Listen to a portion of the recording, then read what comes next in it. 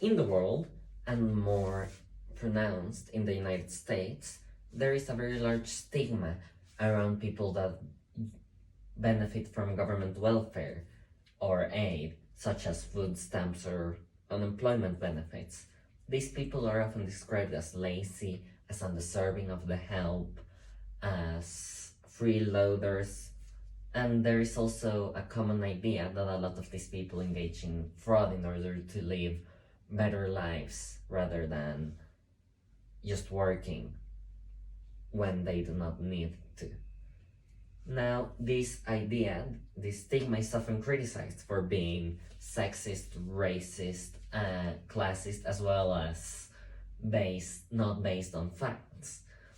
The idea is often that since welfare recipients tend to be lazy, they don't tend to be lazy, they tend to be poor, they tend to be associated with the idea that poor people are poor because they are lazy, as well as the idea that women, especially mothers and people of color, they are also tend to be associated as lazy or freeloaders, even when they aren't. And this is relevant because these people are a lot more likely to be in welfare programs. For example, Black people have twice the rate of being in a welfare program than white people because of the increased rate of poverty. And it's also said to not be based on facts because the idea of fraud is being prevalent is not accurate. Around 1% of welfare recipients are found to be fraudulent, so the idea is not based on reality. As well as this idea always existed, it got a lot more pronounced in the 80s and 90s. This kickstarted with the case of a real woman called Linda Taylor, who had several fake names and several fake dead husbands, and used all of this to get over $150,000 in welfare fraud. And this was a story that was utilized by Ronald Reagan in the primaries and the presidential election in order to win votes and become more popular. This also became associated with the idea of the welfare queen, which is generally considered to be a racist portrayal of a Black woman, generally considered to be applied specifically to Black women that are lazy and live off of welfare benefits like Linda Taylor did, and that they tend to live extravagant lives. This is not true. Fraud is very rare, and welfare benefits are not large enough for most people nowadays to live good lives off of welfare. However, the idea still exists, and it originated from this time. Now, while it's not a real issue, that of fraud, well, it is an issue, but it's not as large of an issue as it is often portrayed. It's still a driving force for welfare reform. It was one of the things that led to Reagan cutting welfare funding in the 1980s, especially to food stamps. And it also led to Clinton in 1996 leading a complete reform to the welfare system in order to, as he said, promote work, which in this case meant decreasing funding, in giving more power to the states to choose how to spend the money, as well as putting restrictions on who can get welfare, such as putting time limits on for how long you can get welfare, and adding requirements such as looking for a job or taking a job when it is offered. Now, the effects of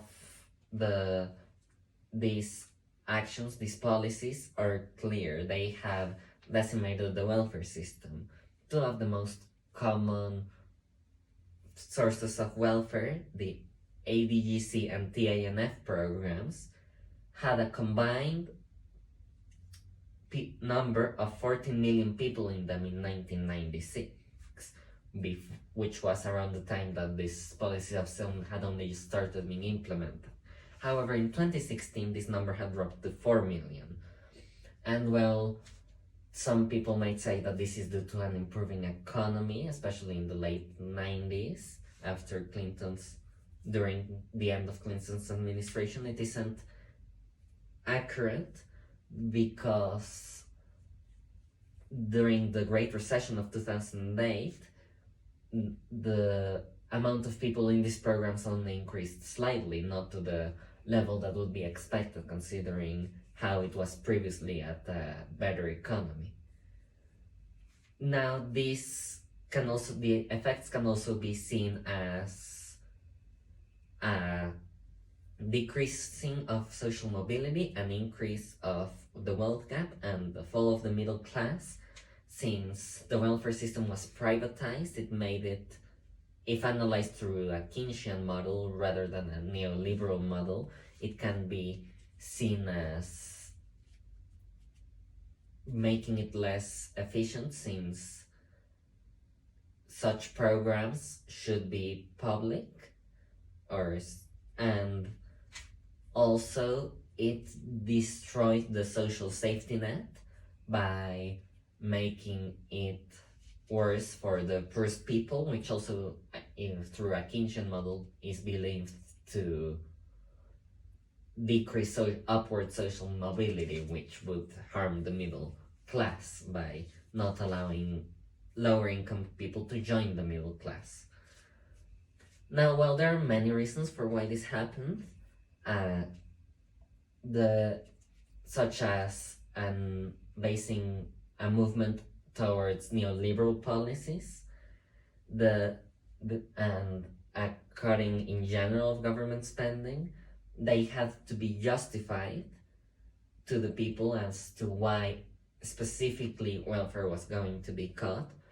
And the way that this was done can be analyzed through the concept of hegemony, which is a critical theory, especially of Marxist and intersectionalist theories, which was invented by Gramsci, which studies the connection between political forces and those in power and the ideals and values of a society.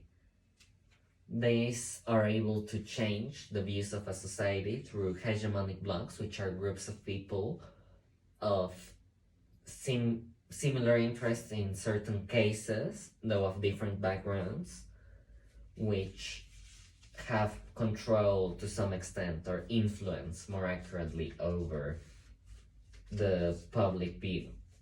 In this case, the hegemonic view could be considered to be the media and the politicians, such as when Ronald Reagan told the story of Linda Taylor, and this idea was spread and made more popular because of the media. Even though they were not directly working together, they still led towards the same conclusion, which was spreading this idea.